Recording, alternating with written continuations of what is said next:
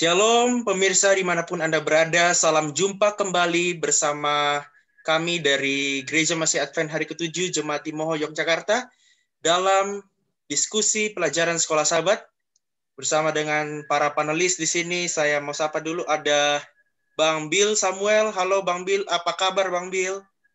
Halo Semi, sehat, baik-baik saja. Puji Tuhan. Kemudian ada Bang Ferry Pardosi. Halo Bang Ferry, bagaimana kabarnya?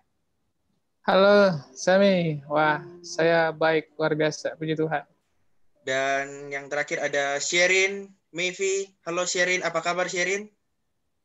Halo Bang, puji Tuhan, sehat. Puji Tuhan, semua sehat-sehat. Dan kami mengharapkan Bapak, Ibu, Saudara-saudari, dimanapun Anda berada, tetap dalam keadaan sehat dan baik-baik saja. Kita akan memulai pelajaran kita, tapi sebelumnya saya mengundang kesediaan Bang Ferry Pardosi untuk memimpin kita dalam doa. Silakan. Kita berdoa. Bapa di surga, pada sore hari ini kami bersyukur Tuhan telah memelihara hidup kami. Tuhan telah menjaga dan menyertai kami. Kami tiba saatnya untuk merenungkan firman Tuhan. Dari firman Tuhan dari Yesaya, kami bersyukur pelajaran ini kami miliki untuk kami pikirkan sehingga kami dapat bisa mempraktekkan dalam hidup kami masing-masing. Kami berdoa Tuhan untuk pemirsa di mana saja kiranya Tuhan memberkati mereka semuanya. Ya, doa kami di dalam nama Yesus kami berdoa. Amin. Amin.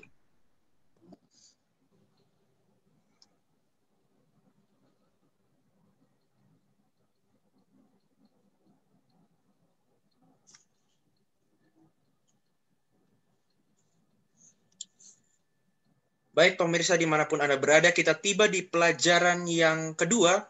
Ada judul yang sangat menarik di sini, yaitu krisis kepemimpinan. Sekali lagi krisis kepemimpinan. Saya mau minta dulu Bang Bill, apa yang dimaksud dengan krisis kepemimpinan ini? Siapa yang mengalami krisis ini? Krisisnya seperti apa ini Bang? Dan kira-kira pelajaran kita mencakup apa sepanjang minggu ini? Silakan Bang Bill. Oke, baiklah. Kita sudah di pelajaran yang kedua ya, tentang krisis kepemimpinan. Ini diambil dari Yesaya pasal yang ke-6, dan saudara-saudara bisa buka ayat hafalan kita, dan bawa bukunya juga. Ayat hafalan kita dari Yesaya 6 ayat yang pertama. Dalam tahun matinya Raja Uzia, aku melihat Tuhan duduk di atas tahta yang tinggi dan menjulang, dan ujung jubahnya memenuhi bait suci. Jadi ini adalah penglihatan Yesaya dan akan kita bahas nanti di sepanjang pembelajaran kita untuk video kali ini. Namun saya akan memberikan satu pendahuluan terlebih dahulu di hari Sabat petang tentang apa sih yang akan kita temukan di sepanjang minggu ini. Semi mungkin bisa di next. Oke. Nah, jadi di Yesaya 6 ayat 1 sampai 13 itu merupakan ayat bacaan kita untuk pelajaran ini. Itu menjelaskan tentang perbedaan kepemimpinan duniawi dan surgawi. Kenapa bisa terjadinya perbedaan? Nanti kita akan lihat adanya terjadi krisis kepemimpinan sesuai judul pembelajaran kita, dan bagaimana krisis kepemimpinan itu terjadi di bangsanya Tuhan, umat kepunyaannya Tuhan. Lalu apa kira-kira tindakan Tuhan terhadap situasi ini? Dan apa sambutan dari umatnya juga untuk situasi seperti ini. Nah, selain itu, selain tentang krisis kepemimpinan, di balik judulnya tentang kepemimpinan, Yesaya 6 juga merupakan sebuah ringkasan penjelasan tentang teori dalam tanda kutip di balik pertobatan. Kita akan melihat step tahapan-tahapan bagaimana seorang bisa bertobat, mulai dari melihat Tuhan, melihat keadaan diri sendiri, lalu terjadi pertobatan, pengakuan, menerima Tuhan, mendengar Tuhan, dan pergi untuk Tuhan. Nah, kita akan lihat semua itu di pembelajaran kita pada satu minggu ini. Jadi sekian adalah pendahuluan Semi yang bisa saya berikan untuk pelajaran kita tentang krisis kepemimpinan. Baik, terima kasih Bang Bill. Jadi ada perbedaan antara kepemimpinan duniawi dan surgawi ya, yang akan kita pelajari. Dan juga ada mengenai pertobatan lagi. Baik, saya mau beralih ke Bang Ferry Pardosi. Bang Fer, ada topik yang menarik di hari Minggu, yaitu Raja telah mati, hidup Raja. Ini merupakan topik yang menarik ya tentunya. Ada Raja yang telah mati dan hidup Raja. Ini maksudnya seperti apa ini, Bang Ferry? Silahkan diuraikan.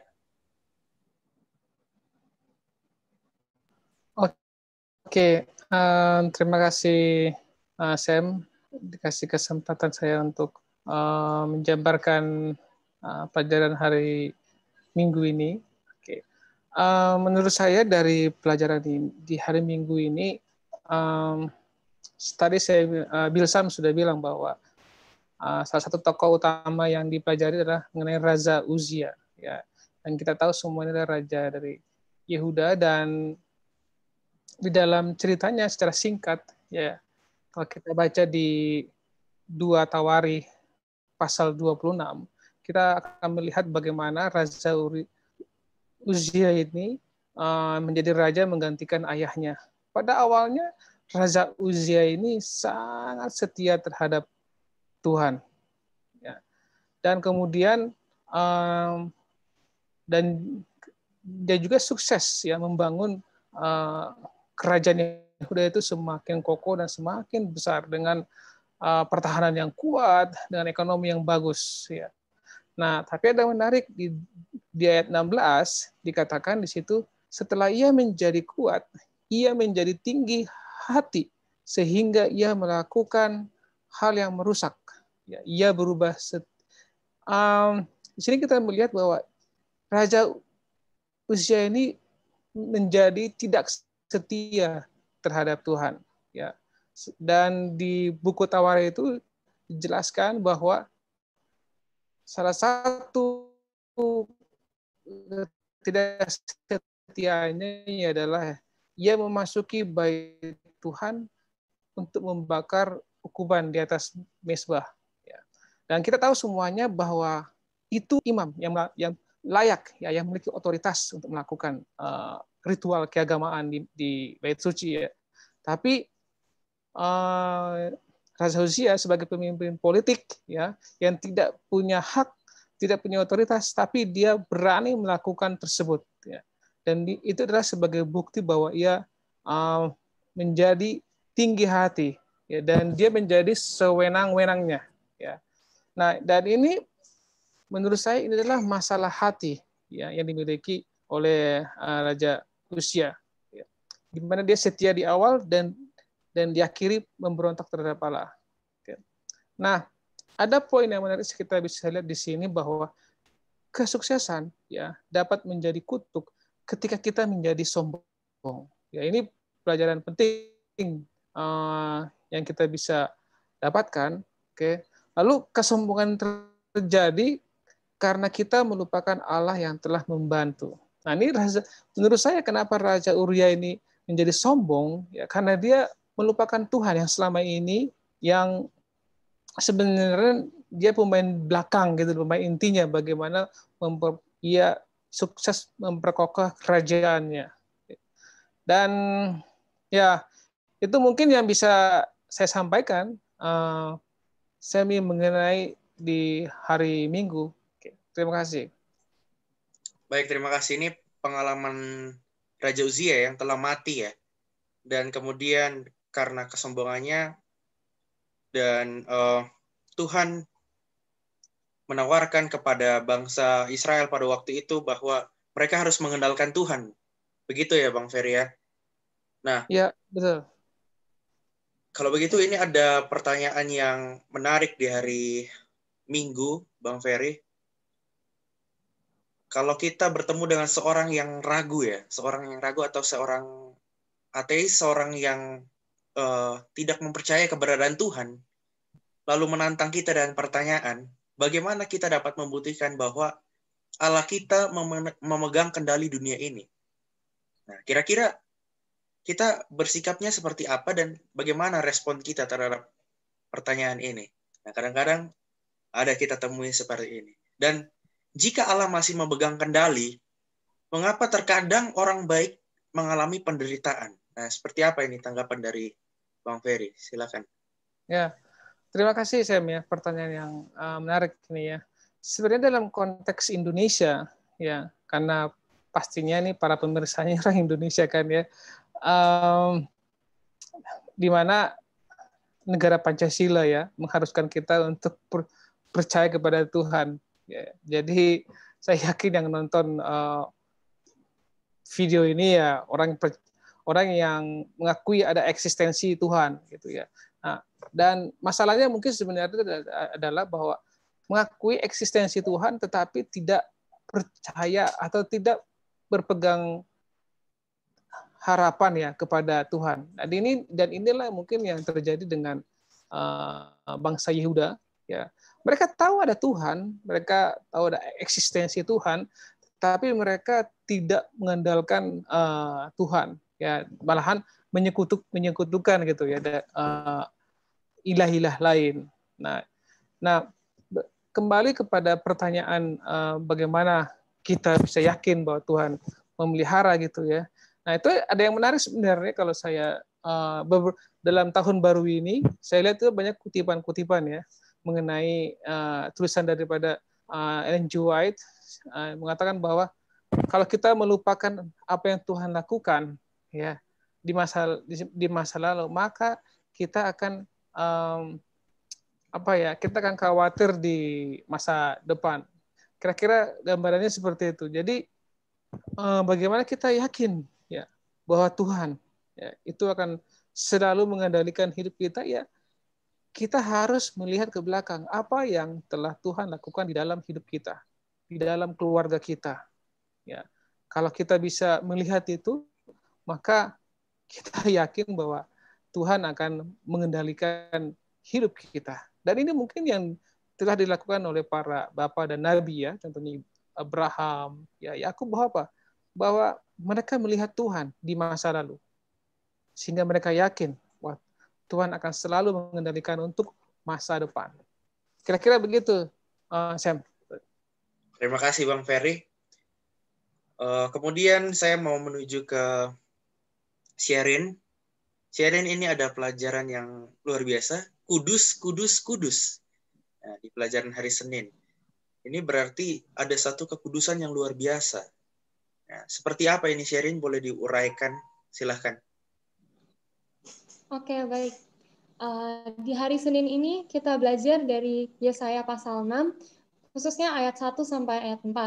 Kalau kita baca Yesaya pasal 6, kita akan tahu bahwa satu pasal ini adalah penglihatan daripada Nabi Yesaya terkait setelah kematian daripada Raja Uzia yang sudah dijelaskan oleh Bang Ferdo tadi.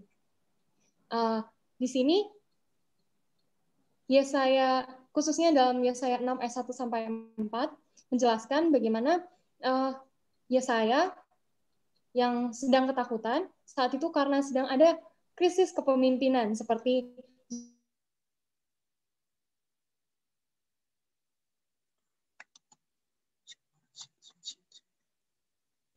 negara adik kuasa. Nah, di sini lagi ada krisis dan Yesaya merasa ketakutan.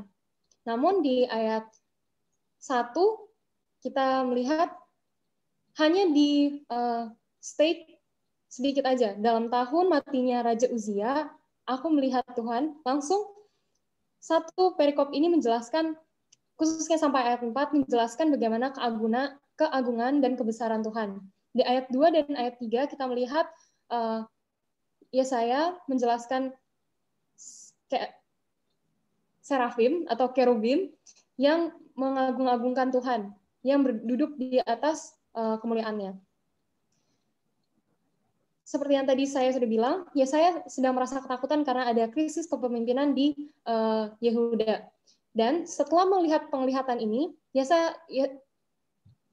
penglihatan ini memberikan dorongan, juga jawaban dari kekhawatiran Yesaya, yaitu Tuhan masih memegang kendali atas Yehuda. Jadi dalam krisis ini sebenarnya Tuhan masih memegang kendali daripada Yehuda.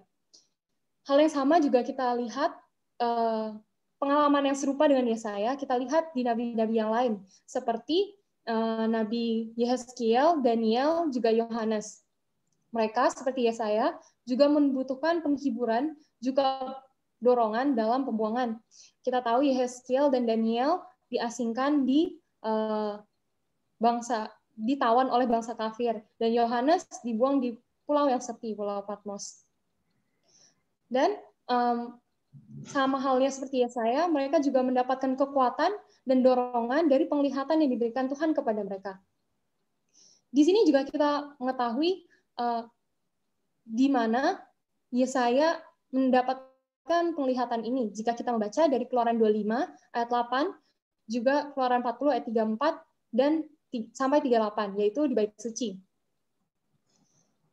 Jadi dari sini, dari satu hari ini yang kita bisa belajar adalah di dalam kesusahan, juga krisis Yehuda, Tuhan meyakinkan Yesaya bahwa Tuhan masih berada dalam kendali. Ini ada satu kutipan yang saya mau bacakan dari Alfa Omega jilid 3 halaman 251 dan 252.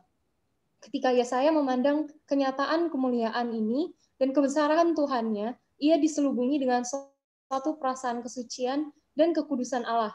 Betapa tajam perbedaan antara kesempurnaan Haliknya yang tiada taranya dan jalan berdosa mereka yang bersama-sama dengan Dia sendiri, yang telah lama termasuk hitungan di antara umat Israel dan Yehuda yang terpilih. Jadi Yesaya melihat betapa berbedanya kepemimpinan Tuhan, Allah yang begitu kudus, yang ia lihat dengan bangsa terpilihnya sendiri, bangsa Yehuda. Jadi dari sini kita tahu bahwa Yesaya mendapat penghiburan dan dorongan dari Tuhan dari melihat daripada kekudusan Allah itu. Begitu, Bang.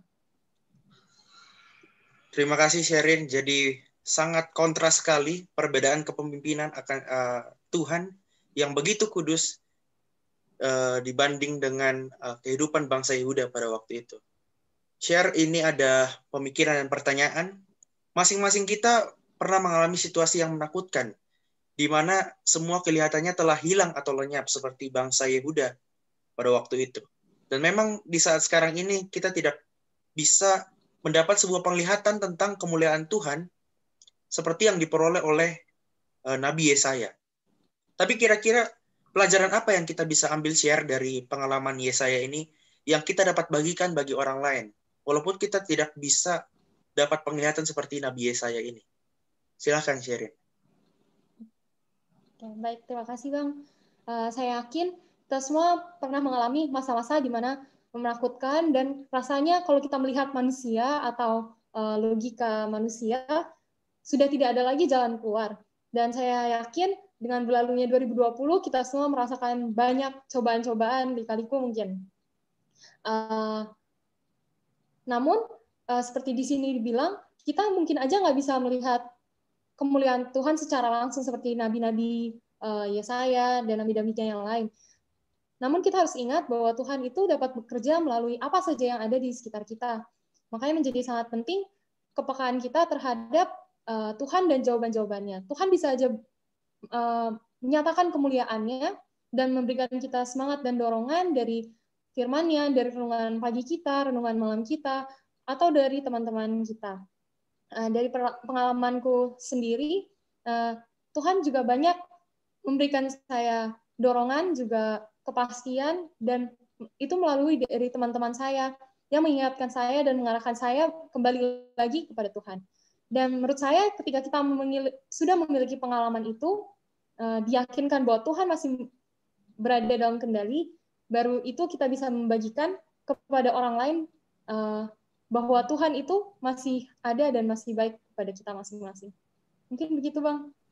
Puji Tuhan, terima kasih Sherin. Baik, saya mau kembali ke Bang Bill Samuel. Bang Bill, ada pelajaran yang menarik juga, kepribadian yang baru. Seperti apa kepribadian yang baru ini? Silakan Bang Bill, boleh diuraikan. Oke, jadi pelajaran hari Selasa ya tentang kepribadian yang baru. Ini adalah lanjutan dari atau responnya saya terhadap penglihatan yang dia terima tadi, yang tentang dari Allah. Nah, kita baca kutipan dari para nabi dan raja, halaman 175 kita lihat. Ini adalah keadaan Yesaya ya, setelah menerima penglihatan tersebut. Berdiri sebagaimana adanya, dalam terang hadirat ilahi sepenuhnya di bagian dalam bait suci, ia menyadari bahwa jikalau membiarkan diri tidak sempurna dan tidak efisien, maka ia sama sekali tidak sanggup untuk menyelesaikan tugas di mana ia telah dipanggil. Nah, kepribadian yang baru ini mungkin belum sampai kepada panggilannya ya, karena panggilannya akan hari besok maksudnya pelajarannya. Tapi di sini kita melihat suatu respon dari Yesaya terhadap kemuliaan yang ia lihat. Nah, kita lihat ini sesuai dengan pendahuluan tadi di awal bahwa kita bukan cuma melihat krisis kepemimpinan saja di pelajaran ini, tapi kita juga melihat bagaimana tahapan orang untuk bertobat. Nah, Yesaya pertama dia melihat dirinya sendiri. Dari ayat 5 dia katakan, celakalah aku binasa. Nah, setelah itu dia berkata, dia melakukan pertobatan dan mengakui dosa-dosanya. Kenapa dia, dari bentuk apa kita bisa lihat itu sambungannya. Sebab aku ini seorang yang najis bibir dan aku tinggal di tengah-tengah bangsa yang najis bibir. Nah, namun mataku telah melihat sang raja, yakni Tuhan semesta alam. Kita melihat bagaimana responnya saya ya. Dia pertama mengakui bukan dosa bangsanya dulu, dia mengakui dosanya. Padahal mungkin kalau kita ada di posisi saya, dia harusnya kayak dia bisa aja bilang, ya itu kan Tuhan, orang-orang ini memang nggak tahu diri gitu. Nah, tapi ya saya mengakui dosanya dulu. Dia bilang sebab aku ini orang yang najis bibir. Barulah dia commission ke bangsanya sendiri. Ya memang kami semua ini sudah berdosa. Setelah itu malaikat mengambil bara dari mezbah Allah yang dinyalakan oleh Allah sendiri. Nah, api ini merupakan simbol penyucian ya. Bara tersebut menyentuh bibir Yesaya dan kesalahan dan dosanya telah dihapus. Itu di ayat 7 kita bisa lihat. Nah, kalau kutipan Ellen White di Kebahagiaan Sejati, halaman 60, saya kutip ini, dikatakan bahwa semakin dekat engkau datang kepada Yesus, maka semakin jelas salahmu engkau lihat sendiri. Nah, ini suatu kutipan yang bagus sekali ya. Dari buku Nyonya White, dan buku ini sebenarnya kalau di bahasa Inggrisnya lebih bagus lagi. Bahasa Inggrisnya itu berkata step to Christ ya. Step to Christ apa? Langkah kepada Tuhan. Nah, dan mengatakan langkah kepada Tuhan itu semakin dekat, semakin terlihat jelas salah kita. Nah, itulah yang merupakan responnya saya di pelajaran kita. Makanya judul untuk hari Selasa adalah kepribadian yang baru. Jadi dia bertobat, mengakui kesalahannya ketika dia sudah melihat kemuliaan Tuhan. Mungkin seperti itu, Semi. Terima kasih Bang Bill. Jadi Yesaya bertobat dan mengakui dosa-dosanya karena dia mendapat penglihatan itu ya dari Tuhan. Bang Bill, di sini ada pemikiran dan pertanyaan. Bagaimana kita melihat hal itu atau respon yang disampaikan Yesaya dalam penglihatannya dalam Yesaya 6 ayat 5 terhadap penglihatan tentang Allah sebagai ekspresi masalah yang mendasar di mana manusia yang berdosa ada di alam semesta yang diciptakan oleh Allah yang kudus, kudus, kudus dalam Yesaya 6 ayat 3. Dan mengapa Kristus yang tersalib merupakan satu-satunya jawaban yang paling tepat untuk menjawab masalah ini. Kira-kira apa yang terjadi di salib sehingga dapat menyelesaikan masalah ini? Silakan Bang Bill tanggapannya. Oke, jadi kalau ditanya hubungannya dengan salib ya hubungannya adalah pengakuan dosa ya. Kita sekarang punya imam besar gitu. Kita nggak kayak zamannya saya lagi harus bawa domba. Tapi kita udah ada imam besar mengakui dosa. Kalau kita akui, dia adalah setia dan adil mengampuni semua dosa-dosa. Itulah tadi pertanyaannya, mengapa Kristus yang tersalib merupakan satu-satunya jawaban. Ya ini pertanyaan bagus ya, satu-satunya jawaban artinya nggak bisa kita datang ke orang tua, ke pendeta. Kalau mengakui ya, tapi meminta pengampunan dosa tidak bisa. Ya, karena dosa kita itu melanggar hukum Allah terhadap Tuhan. Dan yang bisa menghapus dosa cuma Tuhan. Jadi kalau mau minta penghapusan dosa, minta pada Yesus saja. Bukan pada semua orang. Walaupun meminta maaf itu dua hal yang berbeda ya. Mengakui dosa, saya juga mengakui dosa di situ.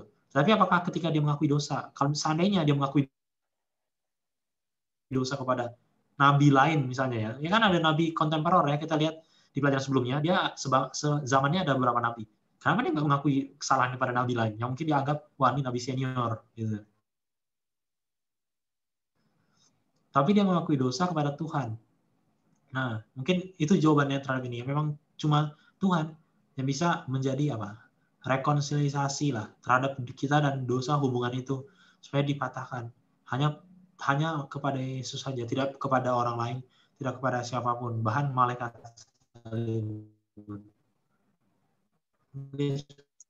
Amin, puji Tuhan Bang. Hanya kepada Yesus saja ya penghapusan dosa itu. Baik, saya mau ke Bang Ferry. Ini ada judul yang menarik, yaitu tugas kerajaan. Ya, tugas kerajaan. Bang Ferry, apa ini tugas kerajaan? Seperti apa itu tugas kerajaannya? Silakan diuraikan, Bang Ferry. Thank you, Sam. Ini sebenarnya kelanjutan dari tadi apa yang dikatakan oleh Bill Sam ya, setelah dia memohon pengampunan dosa. Nah ini mengenai kalau dia buat di sini ini tugas kerajaan Allah sebenarnya kan. Ini berdasarkan dari Yesaya 6 ayat 8 ya.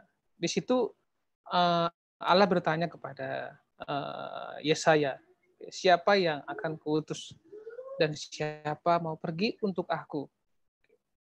Nah ini Yesaya itu merespon. Ya. Dia tidak menunjuk orang lain untuk diutus, ya, tapi dirinya sendiri. Dia katakan, Tuhan ini aku, utuslah aku. Nah kita tahu semuanya bahwa saat itu memang perlu ada utusan, ya, kepada bangsa Yehuda karena situasi tadi seperti ceritakan background-nya, bagaimana kerajaan ini lagi sedang kesulitan, ya, lalu juga secara moral lagi bermasalah, ya, kesetiaan kepada Tuhan juga lagi bermasalah. Jadi dan mereka juga sedang menghadapi ancaman-ancaman sebenarnya, karena ada kerajaan dikuasai di tetangganya itu mulai berkembang. Dan ini ada hubungannya juga kepada kedamaian sebenarnya, kedamaian akan pikiran untuk melihat masa depan kerajaannya seperti apa. Dan pada saat itu diperlukan ya utusan yang membawakan kabar baik pengharapan sebenarnya, di mana mau meyakinkan gitu loh kepada bangsa Yehuda bahwa ada Tuhan ya yang mengendalikan. Dan ini juga pelajaran buat kita ya sebenarnya ya. Banyak orang di luar sana yang saat ini hidup dalam ketakutan, ya, hidup dalam rantai-rantai dosa, ya, dan mereka membutuhkan kabar baik, ya, kabar baik pengharapan, ya, bahwa ada Tuhan yang mengasihi mereka, dan hal yang sama seperti ketika kita mengalami pertemuan dengan Tuhan, ini kan sebenarnya saya mengalami pertemuan dengan Tuhan ya, dan saya yakin kita juga bisa memiliki pertemuan-pertemuan dengan Tuhan ya, dan ketika kita bertemu dengan Tuhan, Tuhan juga akan bertanya kepada kita, ini mau nggak kamu saya utus? Oke, dan kembali kita akan menjawab apakah kita mau atau tidak, atau kita akan udahlah Tuhan, utus yang lain saja. Ya. Nah, ini kita belajar dari saya, ya, orang yang telah bertemu dengan Tuhan, ya, orang yang mengetahui hati Tuhan itu seperti apa, ya, melihat bangsa Yehuda, dia mengerti hati Tuhan. Ya. Oleh sebab itu, dia mau untuk diutus. Kira-kira itu secara singkat, saya. Thank you. Baik, jadi banyak orang yang hidup dalam ketakutan, oleh sebab itu dibutuhkan pengharapan, dan kita diutus untuk memberikan kabar baik itu, pengharapan itu ya Bang Fer. Ini ada pemikiran dan pertanyaan.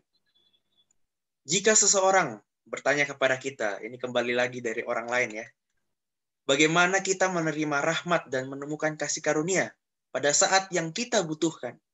Bagaimana kita menanggapinya kira-kira Bang Fer? Silakan. Oke, terima kasih. Tadi sebenarnya Bilsam sudah juga mencoba menjawab itu secara sekilas ya. Tapi mungkin kita melihat firman Tuhan dari Ibrani 14 ya. Ibrani 4 maksudnya ayat 14 ayat 16. Oke. Di situ dikatakan karena kita sekarang mempunyai iman besar agung yang telah melintasi semua langit, yaitu Yesus anak Allah agung yang telah baiklah kita teguh berpegang pada pengakuan iman kita. Sebab imam besar yang kita punya bukanlah imam besar yang tidak dapat turut merasakan kelemahan-kelemahan kita. Sebaliknya sama dengan kita. Ia telah dicobai, hanya tidak berbuat dosa. Sebab itu marilah kita dengan penuh keberanian menghampiri tahta kasih karunia, supaya kita menerima rahmat dan menemukan kasih karunia untuk mendapat pertolongan kita pada waktunya. Nah, secara singkat sebenarnya jawabannya adalah apa? Ya kita menjadikan Yesus Kristus itu menjadi imam besar kita. Ya, ketika kita membuatnya menjadi imam besar kita, maka dialah menjadi pusat kehidupan kita. Oke, yang kita lihat. Karena penting ini ya melihat Yesus sebagai imam besar kita. Nah, kalau kita di konteks sekarang ini ya, ini kalau kita Indonesia contohnya ya, bagaimana banyaknya orang ya mengikuti seorang imam besar, contohnya adalah Habib Rizik ya. Ya dia banyak orang menganggap dia imam dan benar-benar orang itu mengikuti ya apa kata imam ya. Dan nah ini juga kita menjadi tantangan bagi kita. Kalau kita memang menganggap Yesus itu sebagai imam besar kita yang agung ya. Ya, marilah lihat dia dan kita teladani dia. Oke. Maka kita akan menerima rahmat tersebut. Kira-kira begitu, Sen.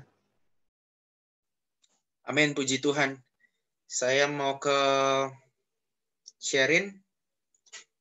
Di pelajaran hari Kamis, ini ada pelajaran yang menarik, imbauan yang mengerikan. Wah, seperti apa ini imbauan yang mengerikan, Sherin? Boleh diuraikan, Sherin, silakan. Baik, di hari Kamis kita belajar dari Yesaya 6 ayat 9 sampai 13. Kalau kita baca Yesaya 6 ayat 9 sampai 13 secara singkat, kita tidak akan bertanya kenapa sekolah sahabat kita menamakannya imbauan yang mengerikan. Karena seakan-akan Tuhan tidak menginginkan umatnya untuk bertobat, juga merasakan kebahagiaan. Bahkan di ayat 10 dibilang, buatlah hati bangsa ini keras. Kemudian supaya mereka jangan melihat dengan matanya. Bahkan sampai kepada Tuhan yang membuat seakan membuat supaya jangan sampai bangsa ini bertobat begitu. Dan bahkan pekabaran ini bukannya salah, pekabaran ini ada benar. Karena dikutip lagi oleh Yesus dalam Matius 13 ayat 13 sampai 15 saat menjelaskan tentang perumpamaan. Nah, jadi apa sih maksudnya? Kenapa sampai dibilang buatlah hati bangsa ini keras? Kenapa Tuhan mengeraskan hati bangsa ini? Sedangkan di Petrus 2 ayat 2 Petrus 3 ayat 9 kita membaca bahwa Tuhan tidak menginginkan seorang pun binasa. Dan minggu lalu pelajaran sekolah sahabat sebelumnya kita juga menyinggung sedikit bahwa Tuhan tidak menginginkan bangsanya binasa. Buktinya adalah ada Yesaya untuk Yehuda, ada Kristus untuk dunia ini. Jadi kita tahu bahwa Tuhan itu sabar dan selalu memberi kita kesempatan. Hanya setiap kali kita menolak, itu seperti kita menaruh satu bata, dan semakin kita menolak terus, semakin lama hingga satu tembok terbentuk, kita tidak melihat lagi Yesus. Artinya semakin kita menolak kasih dan imbauan Tuhan, semakin kita akan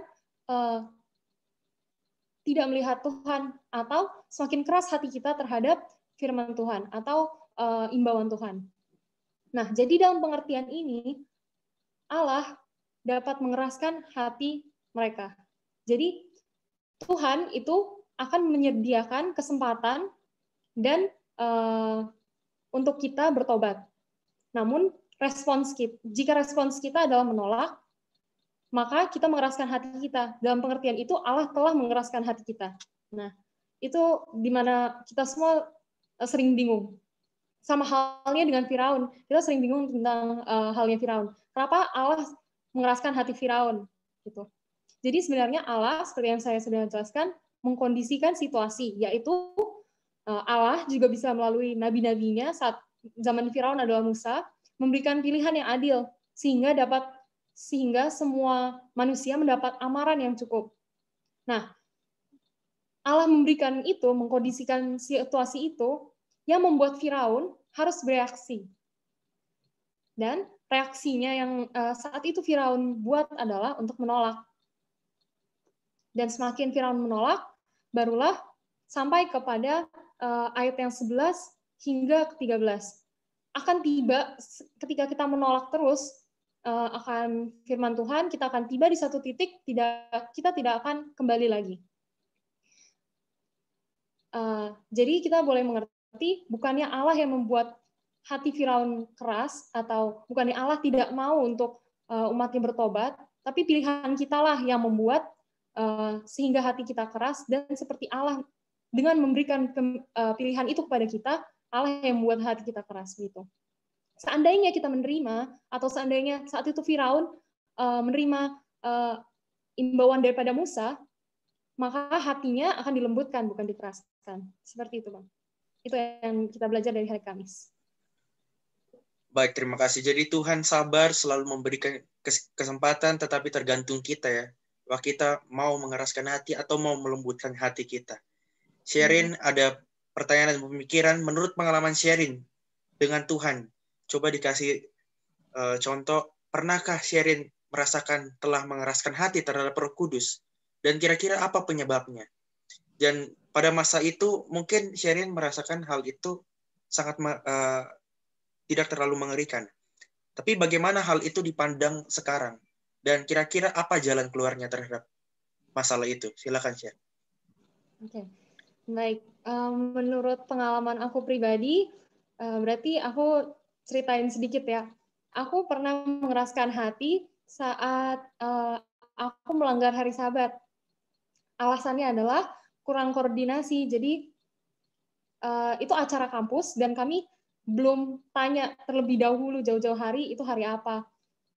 Terus saat dibilang hari Sabat, kami pikir itu acaranya malam. Jadi kami pikir ya bisalah. Ternyata acaranya memang mulai malam, cuman harus mulai dari sorenya. Jadi di situ saya tahu apa yang saya lakukan adalah salah. Namun mau gimana lagi, karena saya kurang persiapan, kurang koordinasi. Jadi saya mengeraskan hati. Hari sore-sore Sabat, saya pergi ke acara itu. Nah dari situ, tapi bedanya saat saya melakukan hal itu, saya sudah tahu saya melakukan itu salah dan saya tidak mau melakukan itu lagi. Jalan keluarnya sebenarnya seharusnya bisa saja saya bilang dan langsung melakukan, tidak datang ke acara itu, menguruskan Sabat dengan benar. Namun di saat itulah saya berdosa. Padahal kalau kita lihat di 1 Korintus 10 ayat 13, dibilang adalah pencobaan-pencobaan yang kamu alami ialah pencobaan-pencobaan biasa yang tidak melebihi kekuatan manusia. Sebab Allah setia dan karena itu Ia tidak akan membiarkan kamu dicobai melampaui kekuatanmu. Pada waktu kamu dicobai, Ia akan memberikan kepadamu jalan keluar sehingga kamu dapat menanggungnya. Jadi satu kekuatan yang kita dapatkan dari 1 Korintus 10 ayat 13 bahwa setiap cobaan yang kita alami, apapun itu dalam kehidupan kita, sebenarnya ada jalan keluarnya, dan kita pasti sanggup untuk melaluinya jika kita bersama dengan Tuhan. Begitu, Bang. Amin, puji Tuhan. Baik, sebagai kesimpulan, saya minta Bang Bill, boleh apa yang kita dapatkan dalam satu pekan ini, silakan Bang Bill. Oke, jadi kesimpulan ya di hari Jumat. Nah, ini ada beberapa poin tentang pelajaran kita tentang krisis kepemimpinan. Yang pertama adalah tadi ya yang disampaikan di awal dari Kak Ferry, bagaimana ketenaran dan kemegahan adalah daya tarik yang hebat bagi banyak orang. Di pelajaran ini kita belajar dari Raja Uzia ya, yang awalnya dia setia, lalu akhirnya dia jatuh karena ketenaran dan kemegahan. Nah, jadi kita harus berhati-hati tentang hal-hal seperti ini, apalagi kalau ada di kedudukan. Dan karena ini krisis kepemimpinan, kita harus sadari bahwa setiap kita memiliki peran yang masing-masing ya di lingkungan kita. Mungkin kalau jadi ayah ya jadi imam di keluarga, jadi anak juga sama, bisa menjadi pengaruh pada teman-teman. Nah, secara tidak langsung karena yang menonton ini juga saya asumsikan belajar sekolah sahabat ya. Jadi secara tidak langsung kita menjadi pemimpin dalam tanda kutip terhadap lingkungan kita. Pemimpin apa? Pemimpin iman. Nah, pemimpin dari perilaku kita seperti apa yang bisa berikan contoh. Jadi mungkin tidak harus sampai, wah saya belum jadi ketua jemaat, jadi saya nggak usah lah krisis, ini bukan untuk saya gitu. Tidak ya. Nah yang kedua ya saya memandang Tuhan dan melihat ketidaklayakannya. Kita melihat ya cara paling baik untuk melihat introspeksi diri kita keberdosaan kita ya kita melihat orang yang tidak berdosa ya Tuhan yang nggak berdosa gitu kan, dan yang bisa melawan dosa itu sendiri. Nah lalu ada pengakuan Yesaya terhadap dirinya. Jadi tidak sampai di situ ya, karena kalau kita lihat karena ini kesimpulan ya. Jadi kalau aplikasinya banyak kita lihat bahwa ya mungkin sehari-hari oh iya memang saya berdosa, tapi alasannya ya memang saya dari kecil sudah pemarah ya nggak bisa gitu. Atau kalau kita mau lebih ekstrim lagi, teman-teman kita yang mengaku suka sama jenis katanya, oh iya memang saya lahir seperti ini gitu. Tidak bisa. Nah, jadi cuma sampai di pengakuan. Ya memang saya berdosa gitu. Ya memang saya salah gitu. Tapi nggak mau bertobat. Nah, dan tadi kita lihat penjelasan dari Kak Ferry juga ya tentang panggilan. Dan Tuhan tidak mengeraskan hati kita, tapi karena pilihan kita sendiri yang kita semakin jauh dari Tuhan. Nah, di sini ada kesimpulan dari sekolah sahabat kita, saya kutip dan saya akan bacakan. Dikatakan pada saat tidak aman, ketika kelemahan kepemimpinan manusia tampaknya sangat menyedihkan. Yesaya diberikan penglihatan tentang pemimpin tertinggi alam semesta. Ya, jadi melampaui kekuatan dunia ada kekuatan surga. Lalu dikatakan Yesaya siap untuk pergi sebagai duta Allah untuk melayani dunia yang memiliki sikap bermusuhan. Jadi kita dipanggil bukan ke dunia yang enak-enak gitu ya. Malah kita dipanggil ke dunia yang di sini katakan bermusuhan, berlawanan dengan panggilan, dengan filosofi di balik panggilan itu sendiri. Jadi ini adalah kesimpulan kita, pelajaran kita 1 minggu ini yang bisa saya berikan. Mungkin seperti itu, Sembi. Terima kasih. Puji Tuhan, terima kasih Bang Bill atas kesimpulannya yang begitu baik. Saya mau statement singkat aplikasi ya dari kita masing-masing yang berdiskusi di sini. Dimulai dari saya bahwa saya akan belajar untuk rendah hati, karena dengan rendah hati saya akan merasa bahwa diri saya itu jauh dari Tuhan, masih jauh dari Tuhan, dan saya akan lebih sering untuk berbalik kepada Tuhan. Saya mau Bang Bilsam, silakan. Kalau dari saya, pelajaran ini mengajari saya untuk melihat bahwa di luar kemampuan manusia ada Tuhan ya. Tampaknya tidak bisa, tapi Tuhan di pelajaran ini campur tangan. Dan saya percaya, walaupun waktu itu teokrasi ya, Tuhan yang secara langsung, tapi di kehidupan kita, saya juga percaya Tuhan secara langsung yang akan mengambil alih. Di mana terjadi krisis ya banyak, bukan cuma krisis kepemimpinan, krisis moneter kan, krisis yang lain-lain juga. Jadi seperti itu saya. Bang Ferry, silakan. Ya, mungkin secara singkat ya aplikasinya bicara mengenai ini karena topiknya krisis kepemimpinan ya. Mungkin saya akan belajar menjadi seperti saya ya, datang kepada Kristus ya supaya Kristus itu menganugerahkan sesuatu yang membuat saya itu lebih damai, ya, lebih tenang, ya, dan lebih bijaksana dan lebih mantap juga dalam mengambil keputusan-keputusan karena saya juga pemimpin dalam keluarga kan, gitu. Jadi ya supaya lebih berhikmat dan saya hanya bisa datang kepada Tuhan dan Tuhan menganugerahkan tersebut. Semakin saya sering datang kepada Tuhan maka saya akan memperoleh itu semuanya. Terima kasih. Baik, Sherin, silahkan. Kalau aku yang pertama, aku akan berhenti khawatir karena tahu bahwa Tuhan masih memimpin hidupku. Yang kedua, aku akan lebih banyak merendahkan hati juga, lebih banyak berbalik dari dosa-dosaku, karena Tuhan mau membantu aku. Amin, puji Tuhan. Kiranya pelajaran ini menjadi berkat buat pemirsa dimanapun Anda berada. Dan terima kasih kepada para panelis yang sudah bergabung bersama kita untuk berdiskusi. Sebelum kita menutup, saya meminta Sherin untuk pimpin kita dalam doa. Silakan Sherin. Mari kita bersatu dalam doa. Tuhan Allah Bapa yang bertata dalam kerajaan surga, terpujilah Engkau Tuhan di tempat yang maha tinggi. Kami mengucap syukur kasih-Mu Tuhan masih menyertai kami hingga hari ini. Engkau menyertai kami, memberikan kami berkat dan kehidupan. Ya Bapa, kami telah belajar daripada sekolah sahabat. Berkati kami, bicara ke dalam hati kami masing-masing, agar kami boleh melakukan apa yang Engkau ingin kami untuk melakukan. Terima kasih ya Bapa. Dan Yesus kami berdoa. Amin. Amin. Demikianlah pelajaran diskusi sekolah sahabat pada pekan ini. Dan saudara-saudari boleh di-like, di-share, di-subscribe tentunya, sehingga lebih banyak berkat Tuhan yang akan kita dapatkan.